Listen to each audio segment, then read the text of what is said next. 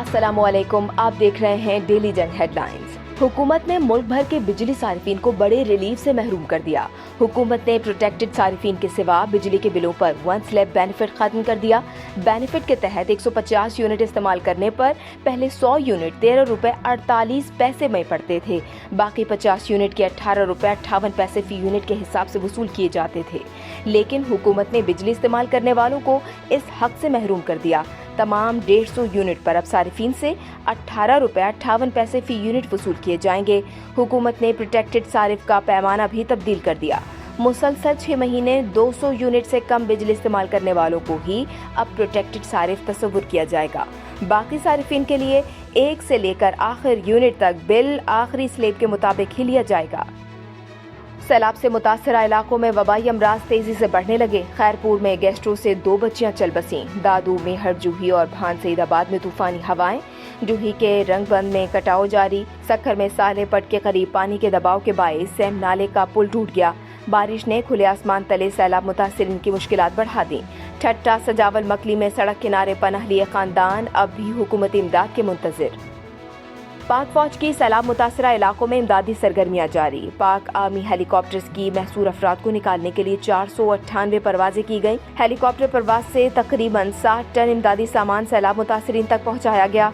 NFRCC के मुताबिक अब तक हेलीकॉप्टर्स के जरिए 4483 फंसे अफराद को निकाला जा चुका है। सैलाबज़दा इलाकों में सड़कों और बिजली की फौरी बहाली का काम जारी है।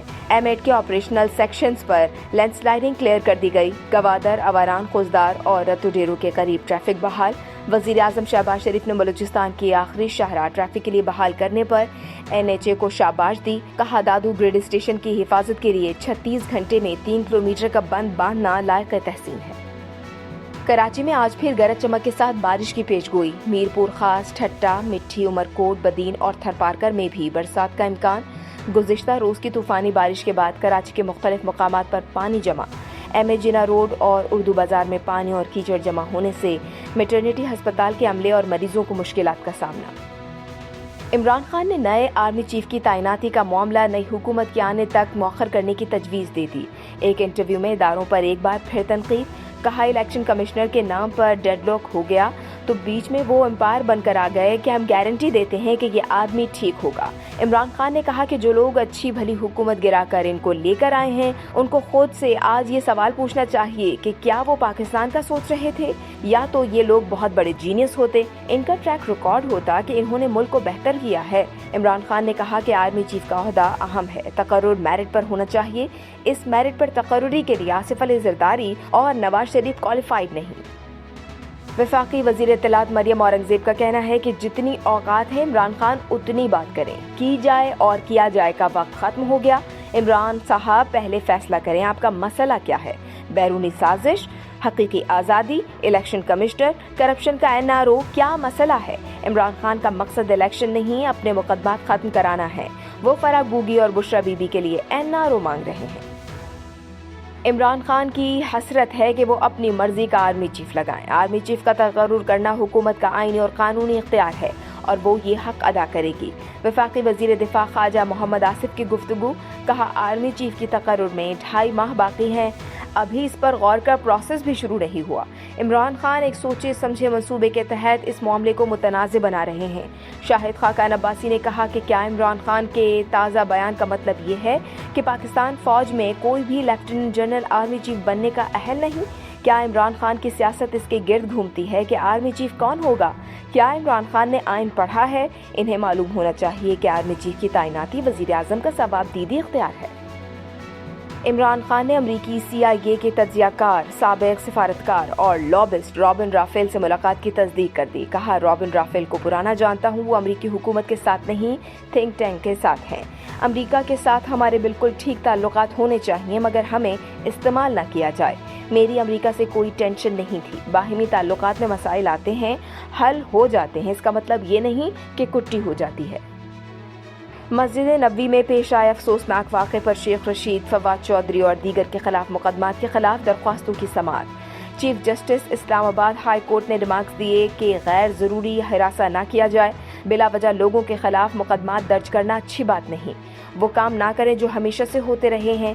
سیکرٹری داخلہ کو رپورٹ پیش کرنے کا آخری موقع دے رہے ہیں۔ عدالت نے درج مقدمات کی تفصیلات طلب کر لی۔ انسداد دہشت گردی عدالت نے رکن قومی اسمبلی علی وزیر کی 1 لاکھ روپے میں ضمانت منظور کر لی۔ علی وزیر کی درخواست ضمانت پر کراچی کی انسداد دہشت گردی کی عدالت میں سماعت ہوئی۔ پولیس نے بتایا کہ علی وزیر کے خلاف بورڈ بیسن تھانے میں مقدمہ درج ہے۔ ان کی 3 مقدمات میں پہلے ہی ضمانت منظور ہو چکی ہے۔ رواں برس پولیو کیسز کی تعداد 18 ہو گئی۔ پاکستان پولیو پروگرام کے مطابق پولیو کے 16 کیسز شمالی وزیرستان سے رپورٹ ہوئے۔ بنوں، پشاور، سوات اور لاہور کے ماحولیاتی نمونوں میں بھی پولیو وائرس کی تصدیق ہوئی۔ الیکشن کمیشن نے عمران خان کو 27 ستمبر کو ذاتی حیثیت میں طلب کر لیا۔ اسد عمر اور فواد چودھری کی بھی طلبی۔ ذرائع کے مطابق عمران خان کا جواب مقررہ وقت میں الیکشن کمیشن کو موصول نہیں ہوا۔ اسد عمر اور فواد چودھری کے جوابات غیر تسلی بخش قرار۔ عمران خان مختلف انٹرویوز اور عوامی اجتماعات میں الیکشن کمیشن اور چیف الیکشن کمشنر کو شدید تنقید کا نشانہ بنا چکے ہیں۔ اسلام آباد میں ڈینگی سے ایک اور شخص انتقال کر گیا۔ 5 روز میں ڈینگی سے انتقال کرنے والے افراد کی تعداد 3 ہو گئی۔ ڈسٹرکٹ ہیلتھ آفیسر کے مطابق وفاقی دارالحکومت میں مزید 75 افراد ڈینگی وائرس سے متاثر ہوئے۔ کراچی میں ڈینگی سے مزید 2 اموات۔ محکمہ صحت سندھ کے مطابق سندھ میں مزید 125 افراد ڈینگی میں مبتلا ہوئے۔ مردان میں صورتحال ابتر، ایک دن میں 77 افراد ڈینگی وائرس سے متاثر۔ لاہور میں 30 کیسز رپورٹ ہوئے۔ پنجاب بھر میں 600 کے قریب مریض ہسپتال میں داخل۔ ملکہ ایلزبتھ دوم کی آخری رسومات کا سلسلہ جاری۔ ملکہ کا تابوت ہوائی جہاز کے ذریعے آج لندن پہنچایا جائے گا۔ ایڈنبرا میں ملکہ کا تابوت سینٹ جارجز کیتھیڈرل پہنچایا گیا۔ شاہ چارلز نے اپنے بہن بھائیوں کے ہمراہ جلوس کی قیادت کی۔ ملکہ کے لیے دعائیہ تقریب۔ شاہ چارلز اسکاٹ لینڈ پارلیمنٹ پہنچے۔ پہلے خطاب میں کہا کہ وہ ملکہ ایلزبتھ کی قائم کردہ مثال کی پیروی کرنے کا عزم کر رہے ہیں۔ پارلیمنٹ جمہوریت کے زندہ اور سانس لینے کا ذریعہ ہے۔ ایف بی آئی کو خفیہ دستاویزات کا جائزہ لینے سے روکا جائے۔ امریکہ کے سابق صدر ڈونلڈ ٹرمپ نے عدالت سے درخواست کر دی۔ ایف بی آئی سابق صدر کے گھر سے ملی خفیہ دستاویزات سے متعلق تحقیقات جاری رکھنا چاہتی ہے۔ پاکستانی پولو ٹیم نے ورلڈ پولو چیمپئن شپ کے لیے کوالیفائی کر لیا۔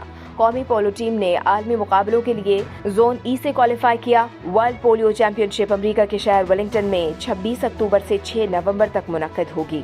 Pakistan polo team world cup میں کوالیفائی کرنے کے بعد وطن واپس پہنچ گئی۔ پولو ٹیم نے جنوبی افریقہ میں روایتی حریف بھارت کو 2 میچز میں شکست دی۔ اور بچوں اور بڑوں میں یکساں مقبول ٹیم محافظ کی آخری قسط ہفتے کی شام 7 بجے دکھائی جائے گی۔ سب کو آخری قسط کا بے صبری سے انتظار۔